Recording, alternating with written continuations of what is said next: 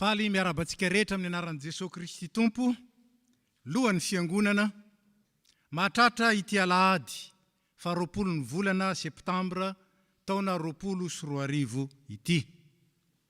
Androany moa, dia mbola mitohy ny fanatanterana ny fanompompivavahana, misy amintsika izay manatrika, misy kosa amintsika izay any an-tokantrano any, no manaraka amin'ny alalan'ny fahitalavitra na amin'ny alalan'ny telefona izany.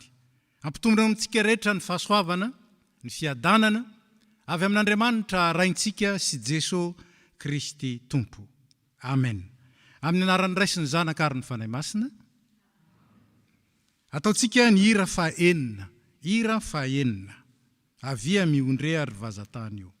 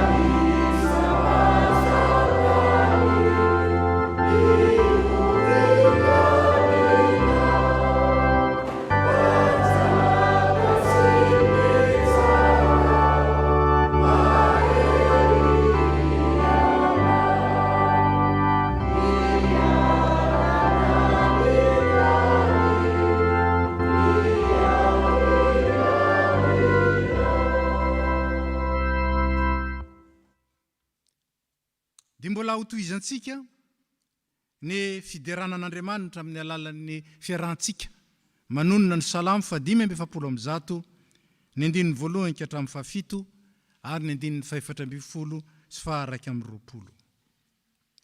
Salamo 570, ny 1 ka hatramin'ny 7, ary ny 420 sy 120. Anandratra anao aho ry Andriamanitro mpanjako, sy ankalaza ny anaranao mandrak'izay doria. Ankalaza anao isan'andro aho, sy dera ny anaranao mandrak'izay doria. Lehibe Jehova ka tokony ho deraina indrindra, ary tsy takatry ny saina ny fahalehibiazany. Ny taranaka rehetra samy dera ny asanao amin'izay mandimby azy, sy anambara ny asanao lehibe.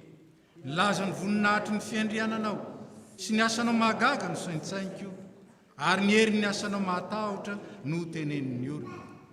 Ary ny fahalehibiazanao no lazaiko, anonona ny fahatsiarovany lehibe ny fahatsaranao izy, sy iobo ny fahamarinanao. Jehova manona zay rehetra folavo, sy mampitraka zay rehetra mitanondrika. Ny fideranan'i Jehova no tenenin'ny vavako, ary aoka ny nofo rehetra ankalaza ny anaran'ny masina mandrak'izay doria. Amen.